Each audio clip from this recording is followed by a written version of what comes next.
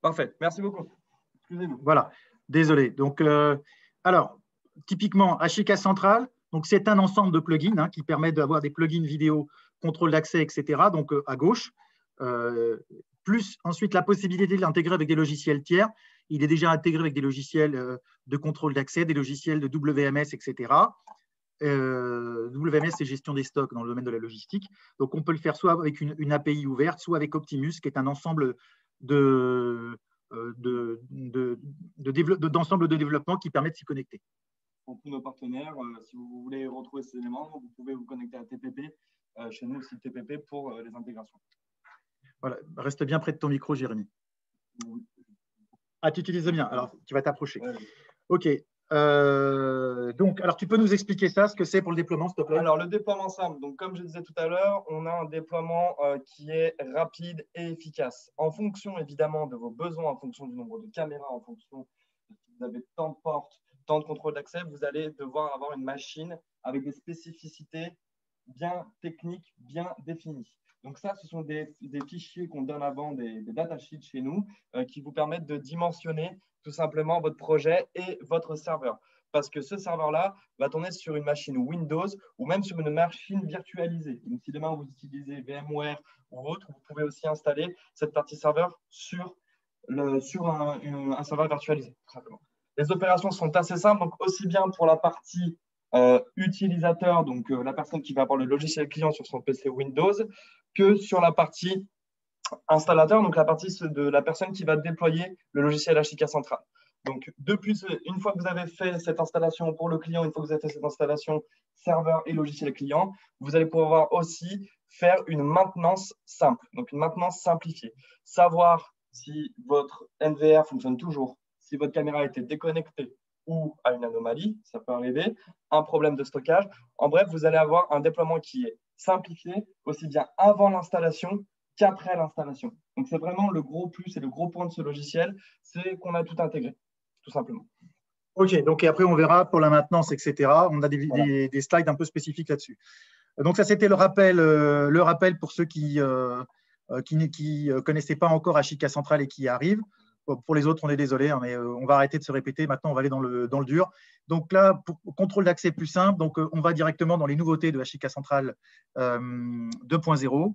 Donc là, on parle de contrôle d'accès plus simple. Tu peux nous expliquer ça un peu en détail? En fait, la partie contrôle d'accès qui est simple, c'est qu'en fait, on nous a reproché sur les anciennes versions qu'elle était lourde à gérer, lourde avec le logiciel client. Donc, on l'a simplifié au niveau des accès et au niveau aussi de la configuration. Aujourd'hui, pour gérer vos contrôles d'accès HIK Vision, donc que ce soit un terminal de rancofacial, une contrôle d'accès ou un lecteur de badge basique, vous avez une page web avec un assistant qui vous aide à configurer et à prendre la main petit à petit sur ce logiciel, sur la partie de contrôle d'accès.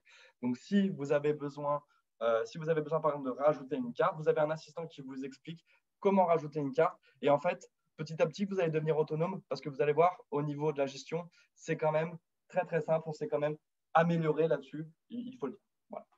OK, donc une page web, ce qui veut dire que vous pouvez même enrôler des personnes à la volée sans avoir un logiciel client sur votre PC.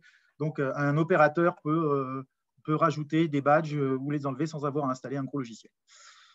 OK, donc là, il y a une espèce de présentation vidéo qui fait ça. Qui vous montre un peu les niveaux d'accès, les personnes qu'on peut enregistrer, les plannings qu'on peut créer, les personnes qui vont rester à vie dans l'entreprise ou les personnes temporaires, type stagiaire, etc. Alors, juste une aparté, nous, la vidéo qu'on a récupérée est en anglais, mais tout est en français. Donc, on va vous montrer une vraie démo après en français.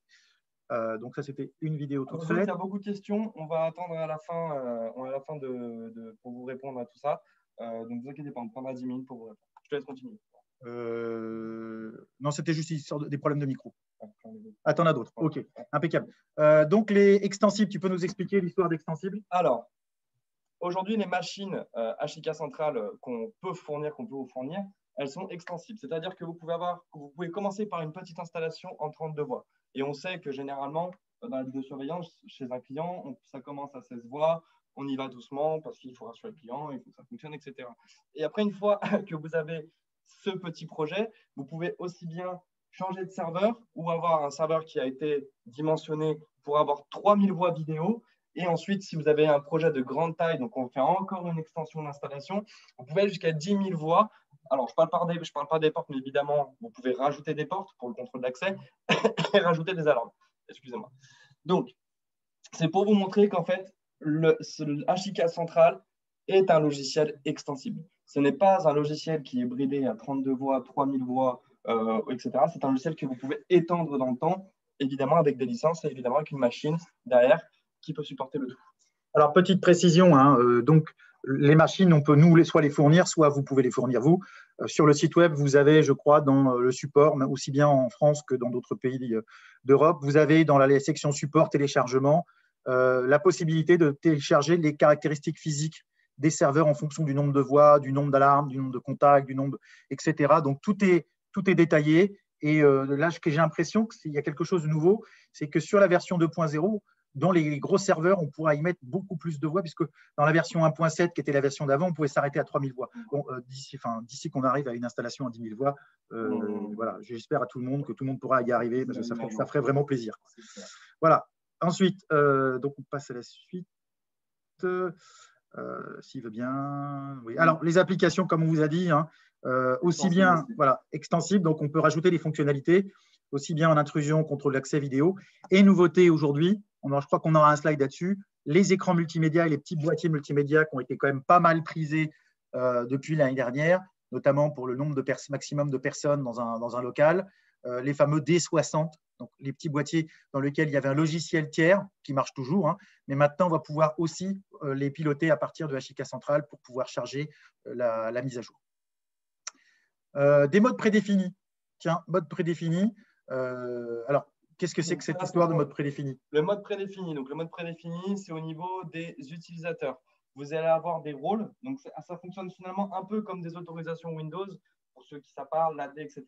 On va avoir des modes prédéfinis qui sont par défaut dans la partie HIK Central et qu'après, vous pouvez paramétrer et tout simplement modifier en fonction de l'utilisateur. Mais ça vous permet de gagner du temps au niveau de la mise en place des utilisateurs, des rôles et des droits, tout simplement.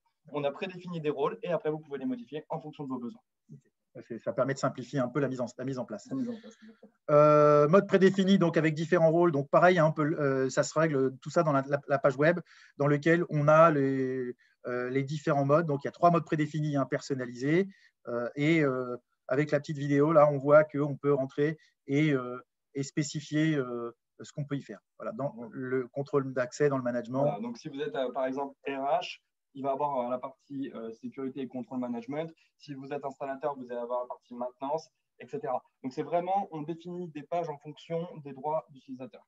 Et évidemment, c'est personnalisable. Vous pouvez plus ou moins rajouter des choses pour avoir des fonctions complètes en fonction des personnes que vous avez en face et qui vont utiliser le logiciel. Alors, question. Donc, globalement, hein, on vous a dit qu'on pouvait avoir l'interface en français. Jérémy va vous montrer sur son PC qu'on a l'interface en français. Là, c'est juste qu'on avait préenregistré des vidéos. Mais d'ailleurs, il va pouvoir faire sa petite démonstration, Jérémy. Une seconde, je passe à la page suivante. Next. Voilà. Tableau de bord personnalisé. Alors là, on a récupéré un tableau de bord personnalisé sur Internet, enfin, du moins sur la présentation toute faite. Peut-être qu'on va lancer le tableau de bord personnalisé de Jérémy. Jérémy, j'arrête le partage. Allez. Hop, c'est à toi maintenant. C'est à moi. Donc, ça se lance. Je lance mon logiciel. Je vous fais un petit partage à côté.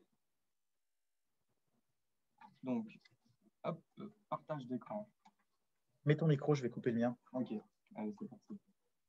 J'ai mis le mien. Parfait. Donc, voilà, on va sur la partie HIK Central.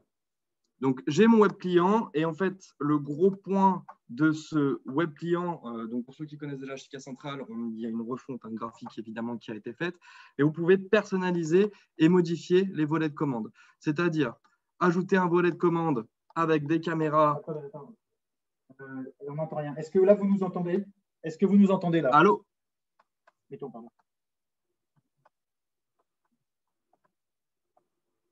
Normalement, vous devez nous entendre là. Oui, nickel pour le son. Allez, c'est bon. Désolé. Donc, vous pouvez glisser tout simplement vos caméras et sur le volet de commande, sélectionner un type de caméra pour la personne ou même sélectionner par exemple une porte d'ascenseur, si vous avez une porte d'ascenseur. Donc, ce que je veux vous montrer par là et ce que vous montrer avec Laurent, c'est que vous pouvez tout simplement personnaliser cette interface comme vous le sentez et en fonction des utilisateurs. C'est ce qui est très important. Quelqu'un qui a un poste de garde n'a pas forcément besoin d'accès aux caméras intérieures, mais aura besoin d'accès aux caméras barrières et aux caméras lecture de plaque. Quelqu'un qui est à l'accueil aura besoin de la partie intérieure et de la partie accueil. Par exemple. Tu peux nous remontrer le tableau, l'écran d'accueil? Alors, je vous montre l'écran d'accueil. Hop, tous les modules. Alors, je vais même vous montrer mon IMAP. Alors, bougez pas. Tac. Donc, je remonte juste l'écran d'accueil. Je vais annuler l'enregistrement. Donc, ça, c'est mon écran d'accueil de base que moi, j'ai fait. Alors, vous allez voir sur la partie plan. Et ça, on a une petite vidéo pour vous le montrer parce que je n'ai pas plus de plans et je ne voulais pas trop saturer le PC derrière. Donc, sur la partie plan, ça reste assez basique. Vous allez avoir plusieurs niveaux de plans. Vous pouvez avoir l'étage 1, étage 2, étage 3 et avoir des plans qui sont l'un dessus, l'un dessous. Ça va vous permettre vraiment, à vous de simplifier pour l'utilisateur l'utilisation des maps parce qu'il a juste à ouvrir une seule map et après choisir les tâches souhaitées. Évidemment, comme d'habitude, vous allez pouvoir ouvrir des portes, fermer des portes, gérer des barrières avec un contact sec et afficher des caméras. Voilà. Donc, au niveau de l'invité de commande, le menu principal, c'est vous qui décidez ce que vous voulez mettre par défaut. Il n'y a pas, comme à l'époque où on avait le menu principal avec le tableau de bord, c'est vous qui choisissez le tableau de bord que vous voulez vous faire, tout simplement. Donc, si vous voulez l'analyse des alarmes, vous cliquez sur le petit plus et vous allez enregistrer. Et il va vous mettre automatiquement l'analyse des alarmes dans le carré. Voilà, mais maintenant, il faut qu'il y en ait. Moi, je ne l'ai pas, évidemment. Donc, voilà, c'est vraiment ouvert à la personnalisation et ouvert aux besoins clients. On ne fait plus de menu par défaut, on fait vraiment en fonction des besoins de votre client. Voilà. C'est essentiel pour nous aujourd'hui parce que quelque chose de par défaut ne convient pas à tout le monde, évidemment. C'est trop complexe parfois. C'est trop complexe parfois parce que nous, on peut avoir une logique que le client final n'a pas. Parce qu'on est avant tout des techniciens ou des commerciaux, etc. Donc, voilà, c'est pour vous montrer que tout est personnalisable. On peut ajouter le plan, l'analyse intelligente, on retrouve nos menus d'avant. Et en plus, vous avez tous les modules de recherche qui sont à gauche. Donc, voilà, je le redis une fois, tout est personnalisable. Pour la partie page web, on a aussi du changement. Je vais me reconnecter.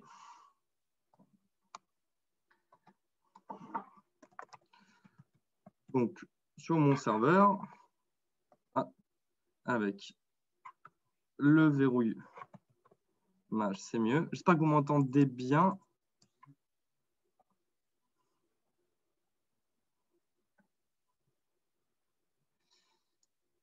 Voilà. Donc là, on va pouvoir configurer en cliquant sur nos onglets qui sont derrière. Donc ça, c'est assez basique.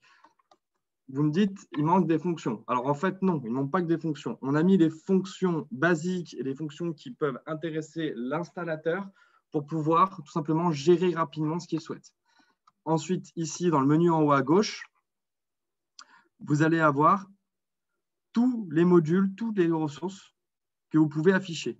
Et ensuite, dans l'accueil, vous pouvez mettre en favori. Vous voyez, j'ai une petite étoile, donc j'ai une petite étoile de partout parce que je préfère tout vous montrer, mais je peux très bien mettre que la gestion de ressources en favori. Et à gauche, vous allez voir, le menu va s'adapter. Évidemment, j'ai cliqué dessus. Le menu va s'adapter en fonction de vos besoins et en fonction de vos favoris. On a remarqué également qu'on avait beaucoup de menus et que des fois, même pour la partie installateur, ça devenait tout simplement épuisant ou on ne savait pas où aller. Là, en début de l'installation, vous choisissez, vous savez que vous allez avoir des NVR, des caméras lecture de plaque, du contrôle d'accès. Vous sélectionnez dans le menu favori et vous allez pouvoir afficher ce que vous souhaitez. Donc, comme je montrais tout à l'heure, tous les modules. Ce menu est accessible de partout. Ce n'est pas un menu qui est seulement accessible depuis le menu Home, depuis le menu d'accueil. Il est accessible de partout. Donc, si par exemple, j'enlève ici, sur la partie contrôle d'accès, vue d'ensemble, vous voyez, à gauche, il va disparaître. Ici, il a disparu. Vraiment, c'est aussi personnalisable pour le côté installateur que pour le côté logiciel client. Donc, vous allez pouvoir évidemment adapter votre installation à vos besoins. Voilà pour la partie tableau de bord pour la partie simplement modification et personnalisation. Je reprends le partage. Oui. Et le micro. Allez. J'ai le micro? Ok, c'est bon. Donc, je vais reprendre mon partage. Hop, écran partagé, écran numéro 2. Donc, voilà pour… Ça va, c'est en train de charger. Donc, voilà pour l'écran personnalisable pour Ashika Central. Alors, oui, on peut personnaliser son propre menu, mais quand vous démarrez, il y a quand même un menu par défaut qui démarre, donc vous n'êtes pas obligé systématiquement de recréer une page. Il y en aura quand même une. Au pire, vous l'éditez, vous la supprimez ou vous en créez une deuxième. Hop, ça, c'était pour alarme combinée.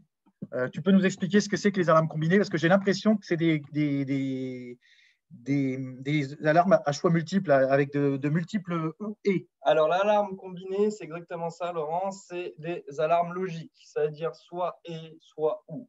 Par exemple, j'ouvre une porte, je détecte, comme on dit, une personne âgée. Mais pour que j'ai une alarme, il faut qu'elle ne soit pas infirmière, ok, et qu'elle ne soit pas de la famille. Et avec ces fonctions-là, je vais déclencher mon alarme. Donc, il faut plusieurs fonctions, il faut plusieurs données pour pouvoir déclencher tout simplement cette alarme derrière. Par un autre exemple, je force la porte, ok, ma porte est forcée et mon détecteur intérieur, faut qu'il soit déclenché. Si on porte là, ça peut arriver que quelqu'un force une porte comme ça dans la journée, on peut le voir, donc pas besoin de déclencher une alarme. Voilà, c'est des exemples, mais on peut faire du et logique ou logique avec directement Ashika Central. Voilà un peu la fonction alarme combinée. Ça marche aussi pour la partie armement. Pour déclencher mon contact sec, il faut que je tape mon code et que j'arme ma centrale. Voilà. Et là, je vais pouvoir déclencher, par exemple, ma sirène extérieure et armer mon installation. OK. Donc, ça, c'était une… J'en profite pour répondre à la question en simultané. Voilà, donc ça, c'est pour les alarmes combinées. Je crois qu'on a mis une petite vidéo de démonstration juste derrière. Voilà. Alors, non, il n'y a pas la vidéo, non, elle n'est pas apparue. Donc, désolé, il y a peut-être avoir un petit bug. Alors, on peut aussi faire des rapports statistiques. Donc, globalement, hein, ça reprend un peu ce qu'on avait vu dans les versions précédentes. Par exemple, pour l'intelligence type BI, Business Intelligence, dans lequel on arrivait à voir, en fonction du modèle compatible ou pas, la caméra, si c'est une caméra qui détecte l'âge et la tranche d'âge et le genre. Ou sinon, quand on utilise un module parking, par exemple, qui va vous dire le nombre de places disponibles. Alors, effectivement, tout ça, ça dépend du nombre des licences qu'on y met et des périphériques, la compatibilité. Pour ça, n'hésitez pas à nous poser des questions. Là, par exemple, on est en train de, juste 10 minutes avant, avec un client, on était en train de répondre à des questions sur comment est-ce qu'on peut utiliser certaines fonctionnalités. Donc, ça marche aussi bien sur l'intelligence économique à gauche que le contrôle d'accès, que la gestion module parking, que pour la centrale d'alarme, par exemple, à droite, dans lequel on peut savoir si on est rentré dans telle zone, ou qui a fait le log, etc. Donc, en fait, on n'a pas simplement le BI avec les courbes comme on avait avant. On peut avoir des courbes dans sur plein de fonctionnalités en plus. Voilà, donc ça, c'était pour les menus. Donc ça peut faire partie de l'écran personnalisé. Donc, on n'est pas obligé d'entrer dans un sous-écran pour aller avoir les stats. On peut l'avoir dans l'écran d'accueil à côté de la vidéo ou à côté du plan, par exemple. Exactement. On peut vraiment sélectionner ce qu'on va afficher rapidement. Donc là, on a une vidéo dans laquelle on a plusieurs plantes. Tu nous as parlé de plusieurs étages. Voilà. Donc voilà, là, par exemple, alors non, ce n'était pas celle-là qui était intelligente, elle n'est pas bien. J'en ai une beaucoup mieux, je vais vous la montrer tout de suite. Voilà, le plan interactif que je vais lancer, qui est… Tu vas pouvoir localiser maintenant chez Ashika Central automatiquement l'alarme et mettre le bon endroit de la map. On met sur le bon endroit de la map pour, pareil, gagner en efficacité quand on reçoit nos alarmes. Je me demande si ce n'est pas celui-là. Une seconde, ça doit être celui-là. Je vais lancer la vidéo. Une seconde, une petite seconde.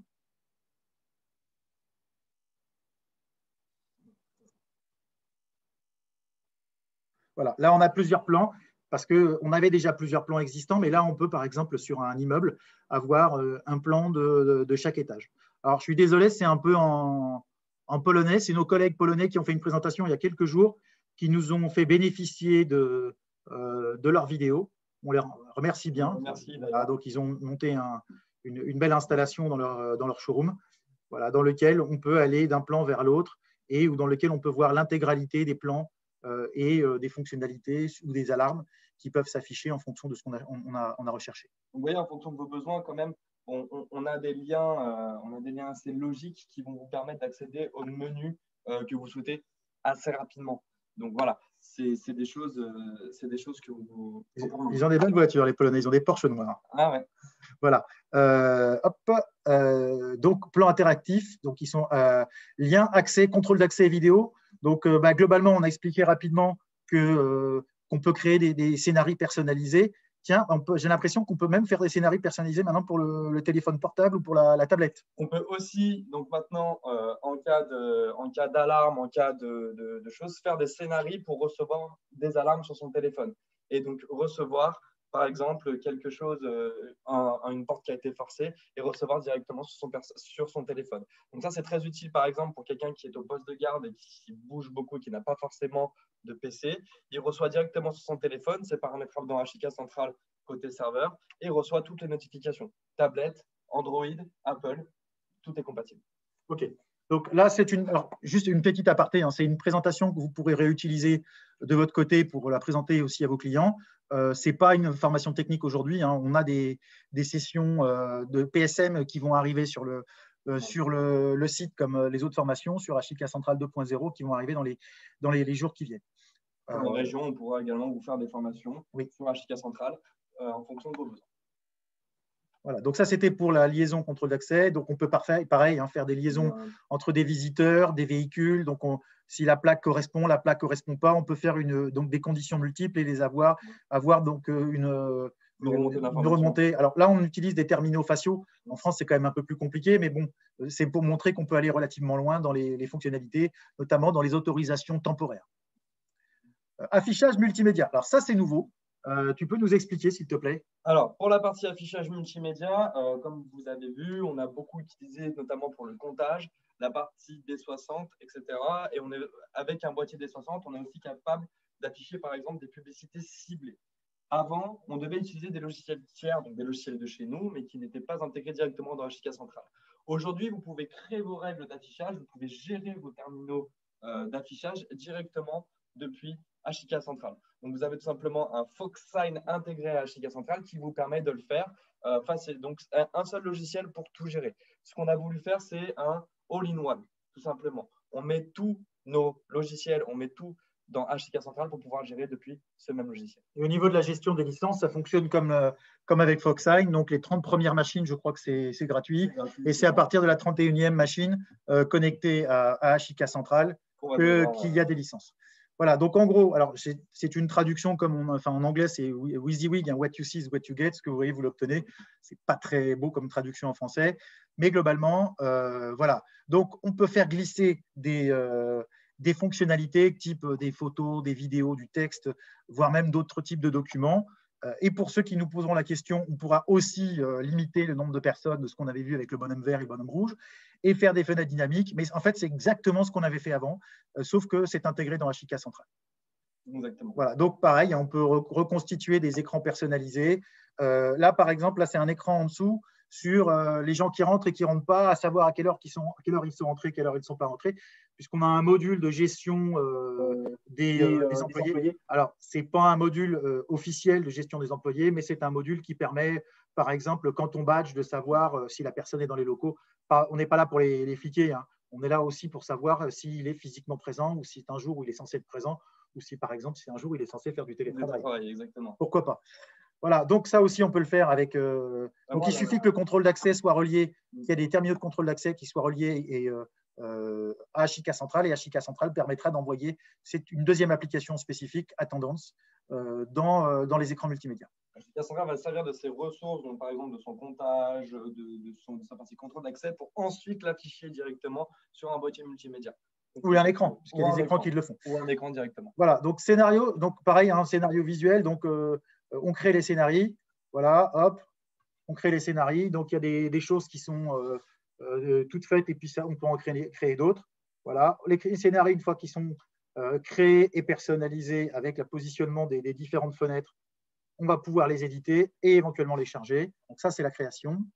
L'avantage, c'est que vous avez toutes les méthodes de liaison qui sont déjà gérées par Ashica Central et en plus, vous pouvez les faire avec l'affichage. Donc, si par exemple, de 9h à midi, je veux afficher un menu et le soir, un autre menu, je peux le faire directement en automatique. Il sait le gérer. Voilà, donc là, on met par exemple une caméra thermique, etc. Comme on avait l'habitude de le faire, sauf qu'il y a quand même un petit plus. Il y avait un petit plus avec Ashica Central. Hop, je vais aller à la fin de la vidéo qui va s'arrêter. C'est qu'on peut, avec le logiciel Ashica Central, avoir une visu de ce qui est actif. Alors, ça ne va pas bouger, mais c'est une capture d'écran de ce qui est actif sur le boîtier ou sur l'écran multimédia, ce qui permettra de se rendre compte que le programme est bien chargé. OK, hop. Donc, ça, c'est pour les écrans multimédia. Voilà, donc ça permet de faire des gestions à distance, des maintenances à distance, de les contrôler, voire même, on avait vu qu'on pouvait le faire sur les boîtiers multimédia. Je crois qu'on peut charger des messages flash. On peut charger des messages flash aussi. Voilà, par exemple, attention, le centre commercial de moins de 20 000 m². Le centre commercial de moins de 20 000 m² va fermer dans 10 minutes. Alors ça peut être un message préenregistré ou sinon de tel aile ou tel bâtiment ou tel endroit est fermé pour maintenance ou pour X ou Y raison. Alors ça, c'est pour l'intégration. Donc l'intégration logicielle, on vous avait dit qu'on pouvait intégrer tout un tas de trucs. Donc on peut intégrer aussi bien tout ce qui vient des plaques, donc de Ashica Central, que du contrôle d'accès, de tout ce qui est maintenance, vidéo, relecture, etc. Donc, en fait, Ashica Central, on peut le considérer via Optimus ou OpenAPI, on peut le considérer comme un middleware, c'est-à-dire comme un logiciel intermédiaire qui va regrouper facilement tous nos produits et toutes les fonctionnalités, ce qui veut dire que si vous n'avez pas envie, que par exemple, vous avez une VMS et que vous avez un logiciel de contrôle d'accès ou que vous avez différentes choses, si vous avez envie, excusez-moi, je n'ai plus devant l'écran, si vous avez envie d'intégrer, ne pas avoir à intégrer à chaque fois un produit et que vous voulez intégrer une fois une plateforme, vous pouvez aussi intégrer la discussion avec Ashica Central. Du coup, à chaque produit qui va sortir, vous n'aurez pas besoin de vérifier la compatibilité puisque vous ne le parlerez plus, vous parlerez directement éventuellement au middleware. Voilà. Ashica Central va communiquer des API qui sont généralisées. Donc, comme disait Laurent, si vous avez la caméra dernière génération ou celle d'avant, aucune différence pour vous, pour votre intégration. Donc ça, c'est le gros plus là-dessus. Évidemment, on a une liste de choses intégrées et de métadata, de métadonnées qu'on peut vous fournir. Voilà, donc on a un spécialiste là-dedans qui s'appelle Yam Hitley, qui est notre spécialiste des partenariats, dont certains d'entre vous qui sont là aujourd'hui doivent le connaître déjà. Lui pourra vous faire aller sur le site de partenariat qui s'appelle tpp.xvision.com. Vous serez partenaire officiel et vous aurez même de la visibilité si vous avez envie. Et vous aurez accès à toutes les bases de données, toutes les banques de données ou à du support technique. Maintenant, si vous avez des difficultés, n'hésitez pas, on peut quand même vous aider en complément. Voilà, hop, ça c'était pour l'intégration. Ensuite, alors les workstations, tiens, tu peux nous expliquer? Alors, on a chez nous maintenant du hard qui peut être fourni avec des licences de base en Ashica Central. Donc, on a fait deux machines, une machine 32 voix, une machine 64 voix. Vous allez avoir la gestion centralisée, donc l'Ashica Central, tout simplement, avec la partie vidéo du contrôle d'accès pour gérer un certain nombre de portes. Donc, c'est tout simplement des machines qui sont préconfigurées en Windows avec les licences Ashica Central, serveur dessus. Donc, il est designé tout en un. Donc, c'est simplement pour les installations où vous allez avoir une quarantaine de caméras ou cinquantaine de caméras que vous voulez gérer par Ashica Central et créer des scénarios d'alarme, avoir la maintenance et tout ce qu'on a présenté avant. Il suffit tout simplement de prendre soit la référence Ashica Central Workstation 32 ou 64, évidemment, en fonction du nombre de voix que vous avez. Donc, dans ces cas-là, on n'a pas besoin d'ajouter de licence pour faire par exemple, pour avoir… on verra dans les pages suivantes. Tiens, je vais vous montrer la page suivante, il y a le petit détail. Voilà. Voilà. Donc, en gros, 32 caméras ou 64. 4 caméras plaques. Donc 4 caméras plaques. Oui. Des caméras capture faciale, donc on peut avoir reco facial sur 2 caméras ou 4 caméras. Du contrôle d'accès sur 8 portes ou 16 portes. Les portiers vidéo, donc on n'a pas besoin d'avoir les options. Les entrées alarmes, donc ça, c'est les centrales d'alarme. Entrée d'alarme, c'est input et centrale d'alarme. Ah, c'est les deux, ça fait les deux. Stockage de données, c'est les métadonnées, ce n'est pas la vidéo. C'est métadonnées, 6 mois, on est d'accord. Stockage de métadonnées, 6 mois. Et mise à jour, puisqu'on a vu qu'il n'y avait pas besoin de mise à jour pendant 3 ans. Habituellement, Ashica Central, c'est 2 ans. C'est 2 ans. Et là, c'est 3 ans. Là, 3 ans. Alors, il y a juste quand même une chose, c'est que c'est des licences non extensibles, parce que les machines sont dessinées pour ces fonctionnalités-là. Elles ne sont pas dessinées pour faire autre chose. Donc, mais l'avantage, c'est que globalement, au niveau du coût, ça coûte moins cher que d'acheter un PC et d'acheter la licence Ashika Central. Voilà. Pour expliquer un peu dans le pratique, vous ne pouvez pas mettre demain une licence 300 Chanel dessus. Voilà, c'est juste pour le petit point là-dessus. Voilà, parce qu'on a eu les questions qui sont déjà venues, on pense qu'on en aura encore. Mais surtout, important, bon, c'est des machines tout en un. On ne peut pas rajouter de licence pour celle-là. Maintenant, si vous voulez faire du personnalisé, les mêmes packs de licences existent sans les machines. Donc, il y a les mêmes, voilà, en 32 ou 64, plus toutes ces licences-là qui existent, qui sont disponibles et que vous pouvez mettre sur les produits que vous avez envie. Voilà. Dimensionner en fonction de vos besoins, évidemment. Donc, c'est des spécifications qu'on peut vous donner. Voilà, donc ça, c'est pour les machines. On ne va pas rentrer dans les détails. Voilà, donc par défaut, c'est toutes les licences. Tiens, il y a même EaseViz. Pour EaseViz, juste un petit rappel pour EaseViz, c'est le fameux cloud pour Ashika Connect, ce qui veut dire qu'un produit connecté en Ashika Connect peut remonter directement sur ces serveurs Ashika Central. Alors, ce n'est pas systématique quand on prend le Ashika Central classique, hein, parce que normalement, c'est une licence complémentaire. Mais dans le cas présent, il y a donc moniteur classique, donc vidéo, EaseViz, plaque, température. Donc, c'est température aussi bien de personnes que température… c'est température screening, c'est température de personne. Là, on va avoir une licence thermale. Alors, tu as bien fait de le dire parce que je me suis trompé. Donc, c'est que les températures de personne, recos facial, module d'alarme et centrale d'alarme, contrôle d'accès, intercom, module entrée-sortie parking, donc avec des caméras plaques, on peut gérer les entrées-sorties du parking. Je précise, c'est un parking, ce n'est pas du multiple parking. Et le health monitoring, c'est le moniteur qui connaît l'état de santé du parking. Donc, les caractéristiques techniques des machines, on va pas rentrer dans les détails, vous les aurez. Vous pouvez l'avoir pour 300 Chanel aussi. Voilà, c'est des détails qu'on vous fournit, évidemment. Et que vous pouvez surtout récupérer sur le site Ashika Vision. Par contre, au niveau du décodage, ce n'est pas des machines qui font, comme c'est des tout en un, elles sont un peu moins puissantes qu'une machine qui fera des décodages quand vous mettez un PC avec un Core i7 et une belle carte graphique qui pourrait vous décoder beaucoup plus de voix. Mais bon, ça permet de faire une opération tout en un. Voilà. À l'avant, l'arrière. Bon, je ne vais pas rentrer dans les détails. Ah, pas si vite. Pas si vite. Alors, attendez, on a peut-être encore une ou deux petites vidéos et après, on va commencer à répondre à vos questions.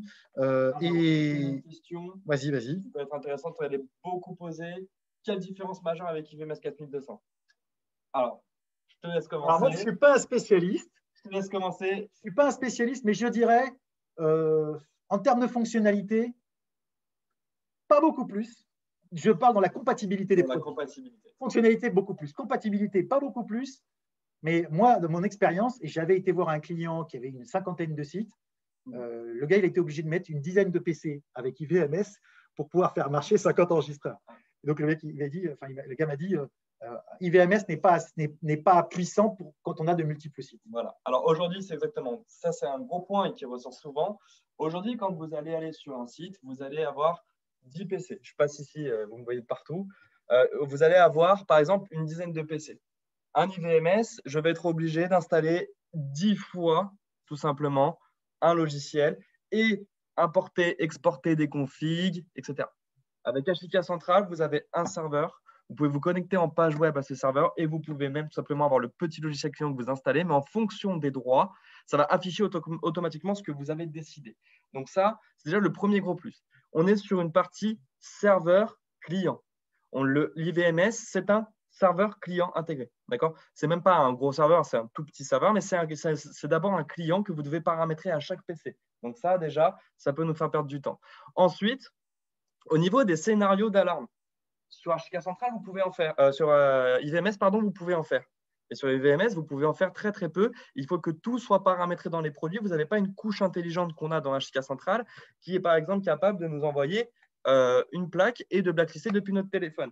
Donc, ce qui va être intéressant avec Ashika Central, c'est toute la gestion aux ressources humaines, contrôle d'accès, etc. Mais ça va être surtout toute la partie scénario d'alarme. Toute la partie scénario d'alarme est logique ou logique avec tous les produits Ashika Vision. Okay. Moi, j'ai une petite chose en plus. J'ai eu un cas avec… Alors là, on vient devant les bonnes photos, hein, donc c'est moi, le recette. Bon, c'était pas lui. J'ai eu un cas où j'ai un client qui avait 5 PC clients. Il m'a dit, mais si je mettais IVMS, j'ai dit, écoutez, il n'y a pas de problème. Le problème, c'est que vous serez obligé de reconfigurer les droits utilisateurs pour chaque fois. Donc, ça veut dire qu'en fait, les droits utilisateurs, c'est dans chaque enregistreur que vous aurez à configurer les droits. Et quand vous avez 50 sites ou 60 sites ou 10 sites même, il faut reconfigurer tous les utilisateurs dans toutes les machines. Imaginez que vous ayez 50 sites et 10 utilisateurs, ça fait 500 droits. Alors qu'avec HIK Central, vous mettez juste un mot de passe administrateur dans les machines, et avec HIK Central, vous créez les droits ou vous les supprimerez. J'ai entendu dire aussi qu'il y avait quelque chose avec Windows, les droits Windows, Active Directory. On a voilà, l'Active Directory, l'AD. L'AD, en fait, on va pouvoir la connecter et l'interfacer avec notre logiciel HIK Central. Donc, l'AD, l'Active Directory, c'est en fait quand vous avez un groupe, un domaine, un groupe de personnes dans l'entreprise, c'est géré souvent par l'AD Windows, donc Windows Server. On peut connecter ce HIK Central à l'AD et lui va automatiquement récupérer l'identifiant des personnes et le mot de passe des personnes. Évidemment, c'est crypté, hein, ça ne circule pas en clair, je vous vois venir. Donc, la chose… il n'y a pas de… Ils sont gentils. La chose, c'est que ça se connecte automatiquement. Et donc, du coup, la personne qui, par exemple, se connecte à son poste au bureau, qui tape Sandrine. Je ne sais pas, et ben, va taper Sandrine. Je ne sais pas avec son mot de passe habituel quand elle va se connecter sur la partie logiciel client HIK Central. Donc, ça vous permet de gagner du temps. Et en plus, les personnes n'ont pas 10 mots de passe à retenir. Et on sait qu'aujourd'hui, c'est un peu problématique. Voilà. Bonjour à Sandrine. Voilà. Je ne sais pas qui c'est, mais ça doit être quelqu'un d'intéressant. Ouais, il va falloir une formation sérieuse, oui. Donc, en fait, si vous connaissez les bases déjà de HIK Central et que vous avez déjà fait des formations d'HIK Central, ce n'est pas comme si tout recommençait. Hein. Donc, globalement, la version 2, c'est vrai qu'elle rajoute des fonctionnalités, mais ça simplifie un peu l'interface. Cela dit, vous allez dans le site le web pour les formations et vous aurez la possibilité d'aller sur les formations HIK Central. Est-ce qu'il y a d'autres questions auxquelles on peut répondre? Alors, si je comprends bien, HIK Central Pro ne fait pas de l'enregistrement. Alors, HIK Central Pro, vous avez une partie P-Store. Le P-Store, en fait, c'est un serveur qu'il faut dimensionner avec le bon nombre de disques durs et avec des licences optionnelles suivant les caméras, vous allez pouvoir enregistrer sur un serveur. Donc, si HIK Central Professionnel peut gérer par le biais du P-Store l'enregistrement, mais sinon, il est capable de récupérer vos enregistrements sur votre NVR et DVR. Donc, vous avez le choix. Ouais, on va dire que si vous passez par un NVR, c'est quand même le coût qui est maîtrisé, vous n'avez pas besoin d'avoir des grosses machines. Nous, le P-Store, on le propose comme une espèce de backup. Cela dit, bon, il y a eu des cas où le client voulait mettre tout sur le P-Store. Donc, le P-Store, comme on dit, hein, c'est des licences optionnelles à l'avoir, de stockage qu'on peut mettre sur un serveur X ou Y, du NAS, du SAN, des choses comme ça, que vous pouvez dimensionner comme vous voulez. Voilà. Il y a du backup, on fait du backup, mais on peut aussi faire l'enregistrement. Voilà, c'est du backup, mais bon, à la base, nous, on conseille plutôt de mettre des machines derrière pour pouvoir le faire. Et sinon, il y a des VMS qui font ça très, très bien et qui n'ont pas besoin de faire ça comme nous. Est-ce que tu as des… Alors, oui, quelle différence avec HIK ProConnect? Alors, je crois savoir répondre et tu finiras peut-être après moi. Alors, ProConnect, c'est un service distant cloud. C'est-à-dire qu'il faut que votre client accepte d'avoir sur le cloud les transitions d'adresse IP, puisque globalement, on utilise HIK ProConnect la plupart du temps sur des adresses IP non fixes, même s'il y a quand même des gens qui le font sur du fixe. On a des clients qui font de la gestion de parc, donc la gestion de parc à distance sur du cloud. Donc, il faut que la caméra ou l'enregistreur qui soit sur site puisse connecter avec HIK ProConnect, donc HIK Connect. EaseViz, c'est pareil. Donc, EaseViz, c'était son nom caché. Et son nom caché. Voilà. Et ProConnect, lui, en fait, permet de faire un monitoring complet du parc. Maintenant, si vous avez des adresses IP fixes ou que votre client ne veut pas de cloud, à ce moment-là, avec HIK Central, vous pouvez le faire aussi, puisqu'on peut connaître l'état du parc avec HIK Central. Ce n'est pas exactement la même philosophie. Qu'est-ce que tu en penses? Non, c'est ça. C'est ça, tu as bien expliqué. Tu t'en sors bien. La HIK ProConnect, on va passer par donc, le serveur cloud qui est basé en Irlande par Amazon Web Services, pour petit rappel. Et ce serveur cloud, en fonction des besoins du client, ne convient pas toujours, tout simplement. Alors, moi, j'ai eu un cas avec un client, par exemple, dans lequel il voulait avoir cette fonctionnalité-là. mais la fonctionnalité, le client dit, moi, chez nous, la politique d'ouverture des ports, c'est niet. Donc, on lui dit, écoutez, on va laisser tomber parce qu'il faut ouvrir quand même pas mal de ports pour pouvoir accéder à la gestion du produit, à l'état de santé du produit, au paramétrage, monter les alarmes, etc., éventuellement à la visualisation en direct, etc., etc. Donc, HK Pro Connect, c'est vraiment un service cloud. Moi-même, chez moi, quand j'ai mis la première fois HK Connect, ça ne marchait pas. J'ai rentré dans ma box pour aller ouvrir des ports. J'en ai ouvert quelques-uns quand même. Il y en avait quand même pas mal. Donc, voilà, ce n'est pas du tout la même philosophie. C'est philosophie site fermé ou site avec la possibilité d'avoir une maintenance à distance en multisite ou pas. C'est vraiment différent. C'est vraiment deux choses bien distinctes. On a des questions complémentaires? Oui, je crois qu'il arrive. Ça arrive. Dans le cas où on n'a que des sites caméras à gérer, IVMS va bien. On n'a que des sites caméras, c'est-à-dire donnez-moi plus de détails, s'il vous plaît, parce que pour le coup, comme ça, c'est un peu compliqué. On va aller suite, là, pour l'exemple, pour la DAI. Là. Je ne connaissais pas encore ma question et on parle bien de un serveur par site client. Alors oui, c'est un serveur par site, attention. Ce n'est pas un client, un utilisateur, un serveur, c'est un serveur par site. Donc ici, je suis à HK Vision France Paris. J'ai 10 utilisateurs. Je vais avoir un serveur centralisé qui sera dimensionné en fonction du nombre de mes caméras et du nombre de périphériques HK Vision. Alors moi, j'ai une question avant les autres questions. Si par exemple, on va vous répondre aussi pour la migration. Si j'ai 50 sites, 50 enregistreurs, est-ce que j'ai besoin de 50 HK centrales ou un seul peut suffire? Alors, on peut, pareil, ça dépend de la politique. On peut faire des ouvertures de ports, on peut avoir un VPN et en fonction de tout ça, on dimensionne notre serveur et on le met sur un site centralisé. Mais on peut aussi, si j'ai 50 sites, avoir un serveur par site et ensuite une licence RSM qui va connecter tous mes sites à un seul endroit. Fédération. C'est une fédération, exactement. Merci pour le mot, je l'avais oublié. Fédération. OK. Donc ça, c'est fédération, mais c'est un peu plus compliqué. On n'en a pas trop parlé aujourd'hui. La fédération, c'est quelque chose d'assez simple. Quid d'intégration DAI? Eh bien, écoutez, donc la DAI, c'est un métier à part. Hein. Alors nous, on commence à y aller doucement vers la DAI, puisqu'on a un serveur de DAI. Après, il faut passer des certifications par les autoroutiers qui vont vous les valider, etc. Disons que globalement, on va y venir peut-être un jour ou l'autre. Enfin, on n'y est pas du tout encore. On ne peut pas parler d'un hyperviseur. On peut parler surtout d'un système de centralisation des produits HK, plus qu'un hyperviseur. On a des très bons partenaires dans l'hypervision. Je ne suis pas là pour faire de la pub aujourd'hui, mais on en a plusieurs qui font des choses très, très bien. Tiens, par exemple, il y a un monsieur qui a un site là. Il y a un site avec 8 NVR64 chacun pour gérer 408 caméras HK. Quelles caractéristiques doit avoir mon serveur pour gérer ce site? Eh ben, alors, on va y aller. On va y aller sur le site. On va y aller, puisque vous allez voir. Donc, je vais aller vous charger la page directement. Comme ça, vous pourrez vous-même faire ce que vous avez envie. Donc, je vais sur Vision, par exemple, Vision France. Vision France, très bien. Voilà, je vais dans la version 2 est déjà sur Vision France. Hein, oui. Oui. Assistance, télécharger, logiciel. Ah ben il est là. Et on clique dessus. Il y a même 2.1. Ils vont un peu plus vite parce que moi je ne l'ai même pas encore lu. 2.1. Ils vont un peu trop vite. Non, le 2.1 devrait arriver d'ici mois de juin. Accepter. Et là, on descend. Là, donc, dans les caractéristiques techniques, donc là, vous avez les logiciels à télécharger, les clients, le pack de langue, etc. Et plus bas, vous avez le software requirements. Donc, voilà, j'accepte. Voilà, et je l'affiche. C'est un PDF dans lequel vous avez la possibilité de voir. Donc, il y a 3 types de licences, pas 3 types de. Donc, là, c'est les licences sur le serveur, les licences sur les PC clients, mobiles, etc., les machines virtuelles, les clusters, tout ce qu'on peut faire, etc.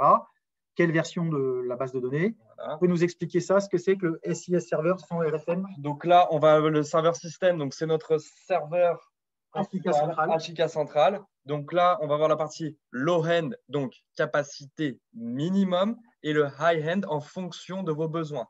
Donc là, pour la partie high-end, si je prends un Intel Xeon E5 avec 16 Go de RAM, SATA, etc., vous allez avoir ici les données que vous pouvez gérer. Donc E3, c'est celui-là. E5, c'est celui-là, hein, tout simplement. Intel E5 ici, E3. Et là, en fonction du nombre de voix que vous allez gérer, du nombre de périphériques que vous voulez gérer, vous allez avoir le nombre de données. Donc, par exemple, avec un E5, je peux avoir 2048 machines.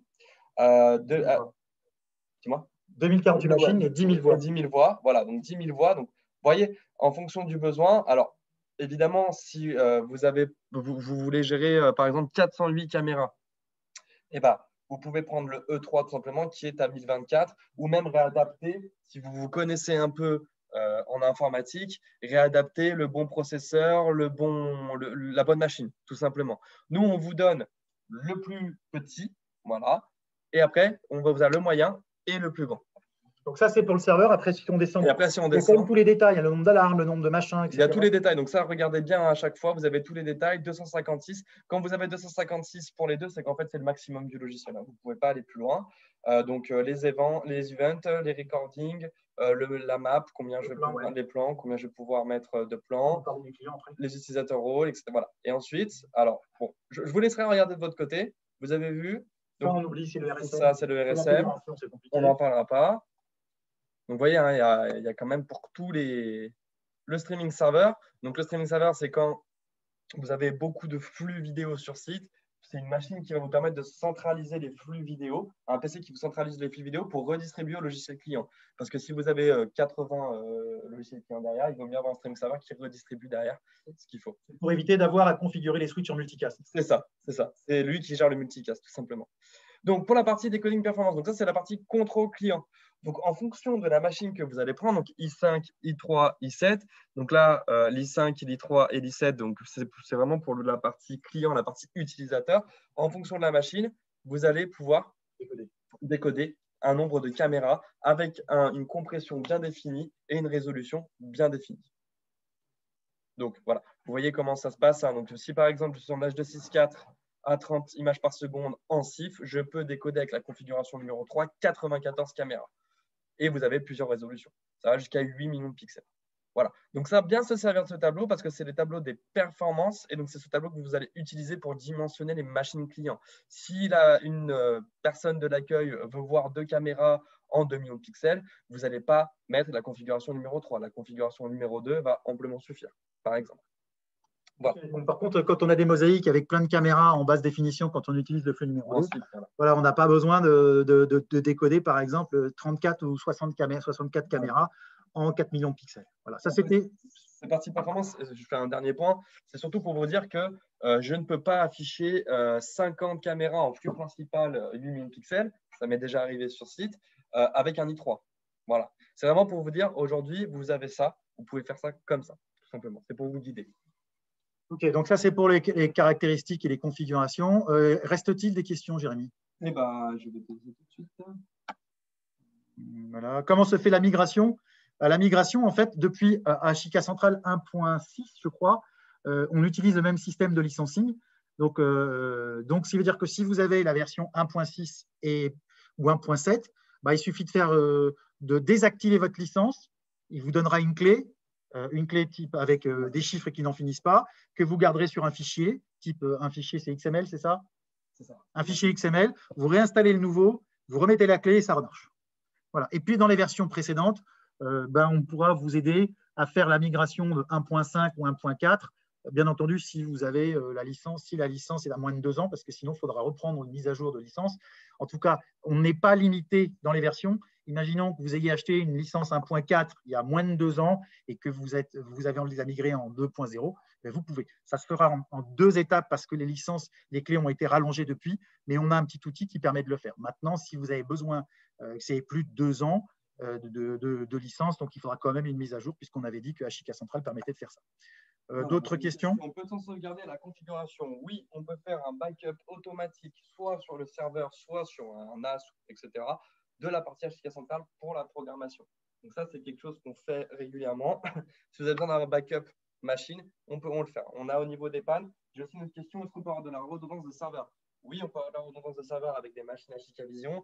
On peut avoir du RAID avec certains NVR.